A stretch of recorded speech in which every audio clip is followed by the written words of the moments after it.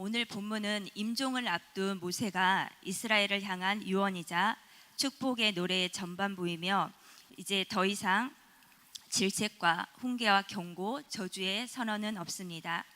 여기서는 온전히 희망찬 미래에 대한 축복만을 선포하고 있습니다. 먼저 2절에서 5절 말씀을 정리해 보면 모세는 광야의 시간들이 하나님의 보호하심이며 축복이었다고 말합니다. 그리고 광야에서도 하나님은 우리를 사랑하셨고 지금도 우리와 함께 하시는 왕이며 하나님이 주신 축복, 율법은 우리의 가장 소중한 유산이요 축복 중에 축복이라고 말하고 있습니다. 6절부터는 12지파를 축복하는 장면입니다. 창세기 49장의 야곱이 그의 12아들을 향해 선포한 내용과 상당히 비슷하지만 각 지파에 관한 축복과 저주를 동시에 언급하고 있는 야곱의 예언과 달리 모세는 철저하게 축복만을 하고 있습니다. 또한 각 지파의 특성을 정확하게 알고 거기에 맞게 제대로 복을 빌어 주었습니다. 모세는 먼저 르우벤 지파를 위해서 후손이 끊어지지 않고 번성하는 복을 구합니다. 창세기 49장 3절에서 4절을 보면 르우벤아 너는 내 장자요 내 능력이요 내 기력의 시작이라. 위풍이 월등하고 권능이 탁월하다마는 물의 끓음 같았은즉 너는 탁월하지 못하리니 내가 아버지의 침상에 올라 더럽혔음이로다. 그가 내 침상에 올랐었도다. 이렇게 말씀하십니다. 르우벤은 장자이고 장자라는 것은 가문을 잇는 자요 아버지가 가졌던 모든 지위와 명예와 책임들을 물려받는 자이므로 내 기력의 시작이고 위풍이 월등하고 권능이 탁월하다고 했습니다. 그런데 이 탁월함을 잘못 사용한 것이지요. 물이 끓음 같다는 것은 정욕이 뜨겁고 절제하지 못해 소모 비라와 통간을 한 것입니다. 이로 인해 르우벤의 실질적인 장자권은 요셉의 두 아들에게 넘어갑니다. 이러한 면에서 야곱의 유언은 부정적이었으나 모세는 그런 르우벤이 하나님의 백성으로서 계속해서 생명을 이어가도록 축복하고 있는 것입니다. 다음은 유다에 대한 축복입니다. 야곱의 축복에서 유다는 장자권을 넘겨받지는 않았지만 온 이스라엘 지파를 이끌도록 지도권을 양도받는 지파로 언급되고 있습니다. 유다 지파를 위해서는 전쟁에서 승리하는 복을 구하는데 나아가 유다 지파의 지도력 혹은 이스라엘의 왕적 지위를 위한 것이라고 볼 수 있습니다. 그리스도께서 유다 지파의 탄생이라는 사실에서 유다 지파를 위한 축복은 그리스도의 구속 사역과 관련이 됩니다. 레위 지파는 성직으로 임명된 특별한 지파입니다. 그들에게는 우림과 둠밈이 있다는 점이 강조되는데 이는 대제사장의 흉패에 보관된 물품으로 하나님의 말씀을 받는 신탁의 도구로 여기에서 레위인들이 맡은 신탁, 교육 그리고 제의적 업무가 언급이 됩니다. 모세는 여러 제사와 다양한 직무 수행을 위하여 그들에게 힘을 주시기를 또 레위인들의 업무가 하나님께 용납되기를 원수들에게서 보호하시기를 간구합니다. 다음으로 베냐민 지파를 위해서는 안전하게 사는 복을 구합니다. 모세는 하나님께서 그들과 오래 함께 하실 것이며 그 여호와의 애정과 보호의 자리를 의미하는 것으로 그들이 여호와의 어깨 사이에서 거할 것을 기대합니다. 요셉 지파에 대한 축복은 모세의 축복에서 가장 긴 내용이며 야곱의 축복과 비슷한 점들이 많이 있습니다. 요셉 지파는 야곱이 가장 사랑한 지파이며 모세의 축복에서도 그러한 영향력을 발견할 수 있습니다. 요셉에게 실질적인 첫 수송아지의 권리, 즉 장자권의 축복이 옮겨왔고 장남이 통상적으로 2배의 지분을 받는 것처럼 요셉의 두 아들을 통해 2배의 몫을 상속받습니다. 요셉의 축복은 물질적인 풍요와 이방 국가들 사이에서 군사적 능력에 대한 것이라고 볼 수 있습니다. 모세가 신명기 내내 간절한 마음으로 설교하고 노래를 가르치고 축복 기도를 하는 이유는 하나님과 함께하는 한 이스라엘은 영원히 무너지지 않을 것이며 가나안에서 이스라엘 백성의 날이 장구하기를 하나님 나라가 그 땅에서 영원히 펼쳐지기를 바랐을 것입니다. 이렇게 본문 말씀을 정리해봤고 저는 오늘 축복에 대해 같이 묵상을 해보도록 하겠습니다. 우리는 모두 저주가 아닌 축복을 받고 싶어 합니다. 또한 누군가에게 저주가 아닌 축복만을 선포하는 우리 모두가 되었으면 좋겠습니다. 잠깐 축복의 언어들을 살펴보겠습니다. 말은 씨가 된다라는 말을 많이 들어보셨을 텐데요. 잠언 18장 20절에 보면 사람은 입에서 나오는 열매로 하여 배가 부르게 되나니 곧 그 입술에서 나는 것으로 하여 만족해 되느니라. 이런 말씀이 있습니다. 입으로 우리 입으로 나간 말들은 자신에게 약속이 되고 듣는 사람들에게 교훈이 되어서 말한 대로 듣는 대로 하나하나 생활에서 지켜나갈 때 사실적으로 그런 결과가 생긴다는 뜻입니다. 언어는 인격이고 인격은 인생이고 인생은 역사를 만들고 역사는 세계를 변화시킬 수 있습니다. 그렇다면 이 세상을 움직이는 힘은 결국 우리의 입과 혀에 달려 있는 것입니다. 그래서 할 수만 있다면 우리의 언어는 단지 말이라는 차원이 아니라 역사와 세계를 이끄는 힘이라는 위대한 수단임을 알아야 하고 또한 할 수만 있다면 우리는 축복의 언어를 사용해야 합니다. 우리가 사용하는 축복의 언어 가운데 God bless you가 있습니다. 여기서 bless는 축복이고 하나님은 당신을 축복하십니다 라는 뜻입니다. 이 bless의 단어 속에 5가지의 축복된 언어를 가지고 있다고 합니다. 그 첫째가 행복하세요. 행복하세요라는 말 속에 다른 사람의 인생을 축복하고 기대하는 사랑이 담겨 있습니다. 둘째는 오래 사세요입니다. 건강을 잃으면 모든 것을 잃는다는 것인데 건강하지 않으면 할 수 있는 것들에 대한 기회들을 잃고 말게 되는 것입니다. 셋째는 맛있게 드세요입니다. 우리가 음식을 맛있게 먹으면 복스럽다고 하는데 복스럽게 먹는 사람이 행복하고 축복된 삶을 살게 됩니다. 넷째는 성공하세요입니다. 성공은 자기를 찾는 것인데 자기의 성공은 자기를 알고 자기가 가야 할 길을 걷는 것이 진정한 성공입니다. 다섯째는 승리하세요입니다. 현대인의 질병은 마음과 정신에서 옵니다. 경쟁이 많은 사회에서 살게 될 때에 스트레스를 받게 되는데 어떠한 일을 만나도 이겨야 하고 승리해야 합니다. 이러한 5가지의 축복의 언어들을 계속 말한다면 내가 먼저 행복할 것이고 듣는 사람들도 행복할 것입니다. 이렇게 축복의 언어들만 선포하는 저와 여러분들이 다 되기를 소망합니다. 그러면 우리는 어떤 축복들을 받고 싶어 하나요? 오늘 본문에 나온 르우벤 지파처럼 종족 보존의 축복, 유다 지파처럼 정치적 왕족 축복, 레위 지파처럼 종교적 축복, 베냐민 지파처럼 안전하게 사는 축복, 요셉 지파처럼 물질과 장자권의 축복.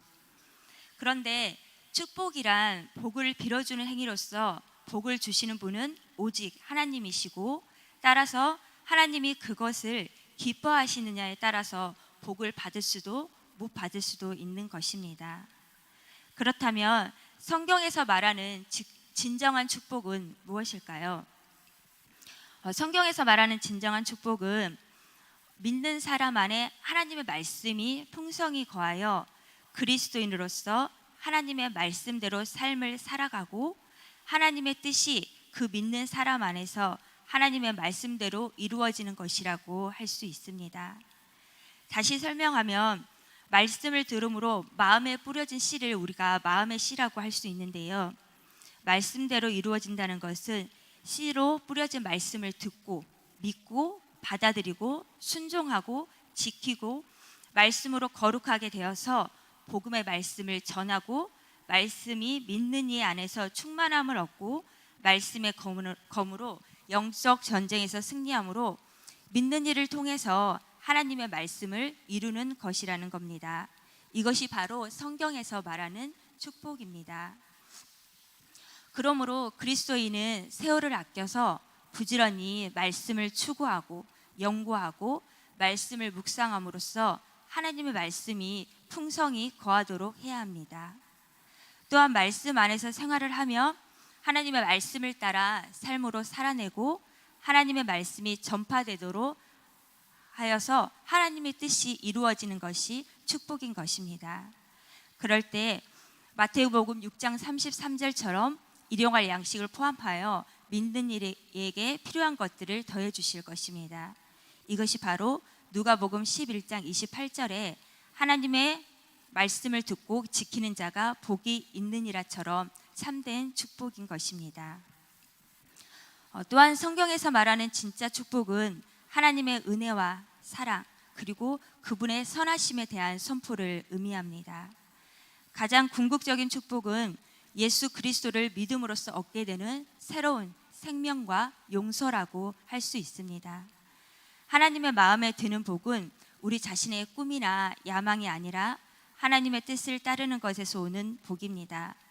성경적인 복은 하나님께서 자신의 기쁘신 뜻을 따라 베푸시는 은혜의 선물로 볼 수 있습니다. 하나님께서 주신 가장 궁극적인 축복은 그들의 아들 예수 그리스도를 믿었을 때 우리가 얻게 되는 새로운 생명과 용서인 것입니다. 우리가 일상에서 누리는 물질적인 축복은 일시적인 것이지만 그리스도 안에서 우리가 얻게 되는 영적 축복은 시간과 영원, 물질적인 것과 무형의 것을 모두 초월하는 것입니다. 또 한 가지 생각해야 할 점은 축복이 진정한 축복이 되기 위해서는 받는 사람에게 믿음이 있어야 하는 것입니다. 그 믿음은 변함없는 흔들리지 않는 확고한 믿음이어야 합니다. 우리가 위대한 신앙의 유산을 가진 것은 분명히 커다란 축복입니다. 그러나 그것이 내 삶의 축복이 되기 위해서는 내가 주님 앞에 순종하고 헌신해야 할 것입니다. 그럴 때 그 유산이 진정한 유산이 되어서 우리 자녀들에게 흘러가게 될 것입니다. 마지막으로 한 가지 일화를 말씀드리고 마치겠습니다. 이제 저희가 새벽 예배 설교하는 요일이 지난주부터 바뀌었잖아요. 근데 이제 원래 제가 이번 주 화요일 날 해야 되는 상황이었는데 그 설교를 제가 다 준비를 했었거든요. 근데 이제 계속 고민을 하다가 그 설교를 딱 마무리가 끝나는 날 연락을 받았어요. 이제 목요일로 이렇게 바뀌었다고. 그래가지고 이제 제가 그 말씀을 딱 소식을 전달받는 순간 이제 멘붕이 오더라고요.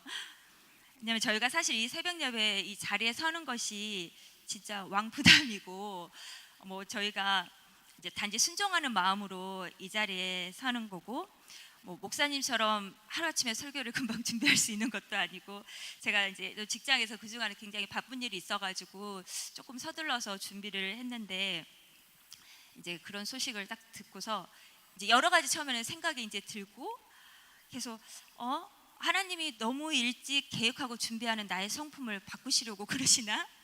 아니면 설교 준비하는 시간을 단축시키시려고 훈련시키시나? 아니면 철저하게 하나님만 의지하기를 이렇게 바라시나? 하면서 이제 해석을 자꾸 찾으면서 여러 가지 생각들을 하고 있는데 그러다 갑자기 성경 구절 하나가 딱 떠올랐어요. 잠언 16장 9절 말씀에 사람이 마음으로 자기의 길을 계획할지라도 그 걸음을 인도하시는 이는 여호와이시니라. 이 말씀이 그냥 머리에 딱 떠오르는 순간 더 이상 어떠한 이유도 또 조금의 불편한 감정도 다 사라지게 되었습니다. 네, 알겠습니다. 하나님 다시 준비하겠습니다. 이렇게 되었다는 거죠. 제가 말씀드리고 싶은 것은 우리는 어찌됐든 이렇게 작은 문제, 사건 안에서도 말씀 안에서 하나님의 뜻을 찾는 훈련이 되어 있다는 겁니다. 그런데 이제 제가 아는 개척교회 사모님이 계세요. 근데 그분이 술을 드시는 거예요. 근데 이제 그 남편인 목사님도 술을 드시고 그거를 아무렇지도 않게 저한테 몇 번 말씀을 하시고 게다가 본교회 성도들과 같이 술자리를 하시는 거예요. 그래서 그거를 몇 번 말씀하시는데 처음에는 이거 뭐지? 여기 목사님 사모님 뭐지? 여기 교회 뭐지? 이제 계속 이렇게 하다가 그냥 대꾸를 안 했어요. 그냥 이렇게 저보다 나이도 많으시고 이렇게 말을 할까 그래서 근데 그분도 제가 뭐 교회 다니는 거 당연히 알고 계시고 그러다가 자꾸 이제 그런 이야기를 몇 번 하셔서 제가 살짝 그냥 왜 교인들하고 술을 드세요 하고 이렇게 내뱉었어요. 그런데 그분이 하시는 말씀이 우리는 다 괜찮아. 예수님께서 제자들하고 대화를 나눌 때 차를 마셨겠니? 이렇게 말씀을 하시는 거예요.